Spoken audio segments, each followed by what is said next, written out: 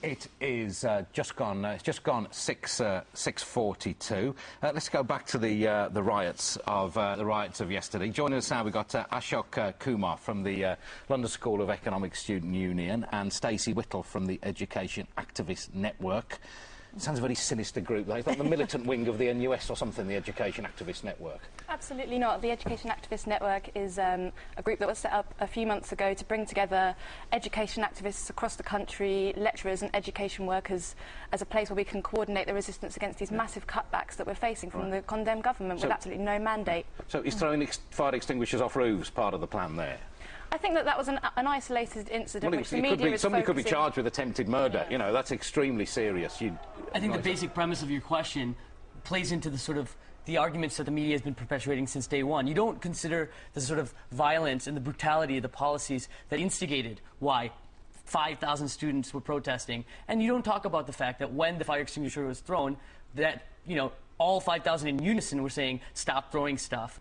I mean, we stand in solidarity with those students and reject the premise that somehow that this was a violent protest. Yes, there are isolated incidents, but the masses there were absolutely about occupying and protesting the headquarters of an organization that were, I mean, a few windows can be mended and replaced. You can't mend a generation of people that are deprived and stripped of their right to education. No, of course, but it is unfortunate that that's the one instance now that people will remember these riots for, you know, regardless of the thousands of people that were peacefully protesting.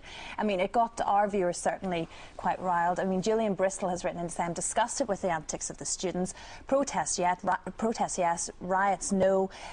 If I were in charge, I'd treble the fees to completely exclude those violent lowlives from entering our universities. I mean, it's pretty full on, to be fair. I mean, are you worried about losing public support with this?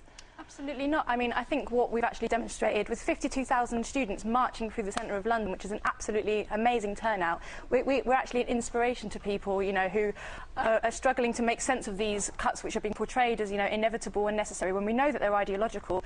And I think we're actually an inspiration for, you know, firefighters, the BBC workers, council workers all across the country who are facing these massive cutbacks, and we have to stand up and say, no, we will not accept these cuts. But sort of boring grey people like me, who are sort of taxpayers in middle age, are the ones you've got to keep on side with this. And there's a huge turn-off factor that people understand the anger and understand the hardship of students. They've probably got kids themselves who are going to be loaded with a load of debt. Nobody's happy, but you need to keep the support of people like us. And when you see scenes like that, you lose support. You get it in the papers, but you lose support. You'd understand that. Well, I don't there's a risk that you lose support. You must understand that. Well, I don't understand why, one, this myth and this narrative is being perpetuated as, oh, it was a meticulously planned out event. It was actually spontaneous, and many people, I mean, there were a few people that, you know, there were a lot of targets around the way. Yeah. And it's a narrative that's being constructed even now. I mean, right before we spoke, you said that you were part of student protests, and I'm sure that middle-class people and middle-aged people had the same reaction then. I mean, the fact is that the head of the nurses union who spoke right before you in the green room told us that he fully supported what the students did. He didn't agree with a few actions, but he agreed with targeting at the headquarters. So, I mean, I think that somehow saying that we're going to alienate people, if you tell people that they should be alienated, they'll get alienated. But don't you get the general picture, though, that it's generally thought that everyone should have an education? Ideally, it would be free, OK? And everyone is educated regardless of what kind of background you come from. There's just not the money to fund that. When we try and send everyone to university, there's not the money to pay for that. There's an unsquareable circle. Where should the money come from? Have you got an alternative plan for funding? Absolutely. Which is what? Go on. I think that the notion that somehow higher education cuts and public sector cuts and 70% cuts to council housing is inevitable is something that's being perpetuated by a coalition government and a government even before that that bailed out banks instead of students, that, you know, a small group of bankers gambled with everyone else's money, and the Treasury just put it at 1.2 million or trillion pounds, the amount of money, that full amount of money that they were bailed out. You've seen 8% cuts in defense spending, but massive ideological cuts to social spending. To somehow say the money isn't there, the fact is the money's there. It's about where the money's being spent and who's being taxed for it. Okay. Is there any good chance? Any good chance on the march? Can I tell you what I did? Walking across Westminster Bridge, I can still remember it. We went, no ifs, no buts, we want Kenneth Baker's nuts. You've got to say that's class, isn't it?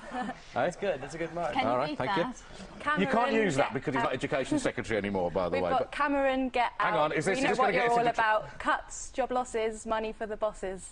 University. Oh, that's good. Let's give a round of applause for that. That's very good. That's from Sussex University. That's it. All right. They're teaching you something down there. Excellent. Thanks both for coming in. Thanks very much indeed.